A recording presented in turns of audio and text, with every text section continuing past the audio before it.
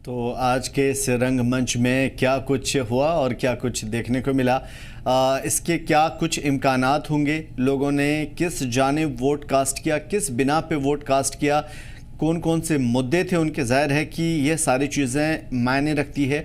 क्या क्या उम्मीदें लेकर के आज लोगों के दरमियान आज लोग वोट कास्ट करने के लिए आए थे और किसे मुल्क की तकदीर का फ़ैसला करने का एक जो ताकत होती है, पावर होती है या लगाम होता है, वो किसके हाथ में देना चाहते हैं। सीधा रुख करेंगे। आज हमारे नुमाइंदे ख़ास मेहमान विथल चौधरी साहब हैं जो कि पॉलिटिकल एनालिस्ट हैं, और साथ साथ एडवोकेट अना दुरानी साहिबा हैं जो कि पॉलिटिकल एनालिस्ट हैं।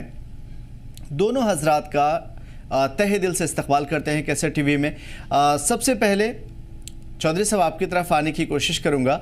आज जो हमने दिन भर देखा, जाहिर है कि पूरा हमने माहौल में चीज़ें देखने को मिली, लेकिन जो लोगों से बात हुई उसमें लोगों के जो छोटे छोटे मसाइल थे वो मसाइल ज़्यादा देखने को मिले। ऐसा लग रहा था कि शायद लोग अपने मसाइल से, अपनी परेशानियों से इतने तंग आ गए हैं कि उनको लोकसभा और विधानसभा के इलेक्शन का फ़र्क मिट गया है। उनके सामने बस ये था कि ठीक है, इलेक्शन हो रहा है, किसी तरीके से हमारी तकदीर का बेहतर फैसला हो।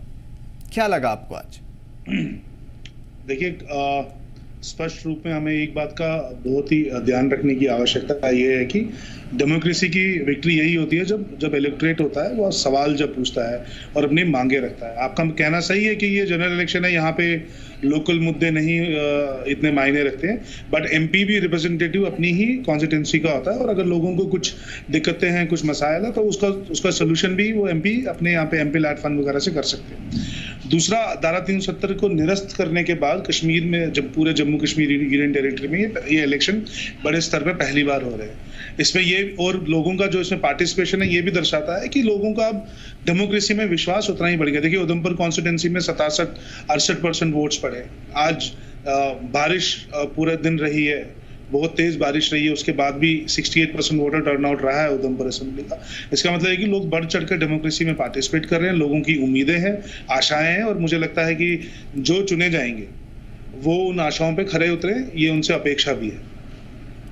बिल्कुल चौधरी साहब, एक चीज़ जो हमें ख़ास तौर पे जानी थी, चूँकि एक सियासत का पूरा एक गहरा जो नॉलेज है आप लोगों के पास, बारीकियां जानते हैं आप, लोग क्या वाकई इतने परेशान हैं ऑन ग्राउंड कि उन्हें इन तमाम मुद्दों को लेकर के साथ में चलना पड़ा और बड़ी तादाद में जुमा या फिर बारिश या दूसरी रुकावटों के बावजूद इतनी बड़ी तादाद में वोट कास्ट करने के लिए पहुंचे, या फिर इसका कोई पॉजिटिव साइंस भी है?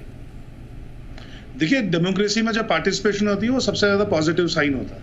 That is the most positive sign that people are participating in democratically in a democracy and casting their vote। ये सबसे पहली बात है। दूसरी बात आपको ये भी समझना है कि जम्मू यूटी में अभी कोई लेजिस्लेशन नहीं है, अभी उनके कोई एरिया रिप्रेजेंटेटिव्स नहीं है, उनके एमएलएज नहीं है।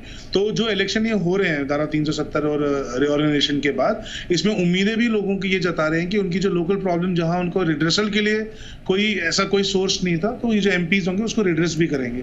तो उसका मुख्यतः से यही प्रभाव हुआ कि इलेक्शन में लोग पार्टिसिपेट कर रहे हैं। इलेक्शन में पार्टिसिपेशन जब बढ़ती है उससे ज्यादा कोई पॉजिटिव न्यूज नहीं होती है। और जम्मू कश्मीर, स्टेट ऑफ जम्मू कश्मीर, जो कि एक टर्माइल हिट, एक कॉन्फ्लिक्ट टेरिटरी रही है काफी दिनों से, उसमें जब पार्टिसिपेशन इलेक्शन की होती है तो उसका तो वेलकम ही करना चाहिए। इससे ज्यादा खुशी की बात एक डेमोक्रेसी के लिए क्या हो सकती है कि लोग गन कल्चर को, लोग हथियारों को, लोग सेसेशनिज्म को, अलगाववाद को छोड़ के भारतीय राजतंत्र में पूर्णता से सम्मिलित होना चाहते हैं और इलेक्शन में वोट देना चाहते हैं। वो किस पार्टी के अगेंस्ट है, वो किसको देना चाहते हैं, वो बात की बात है, क्योंकि जो भी पार्टी, जो भी एमपी बनेगा वो भारत के संविधान के ऊपर वो शपथ लेके ही एमपी बनेगा।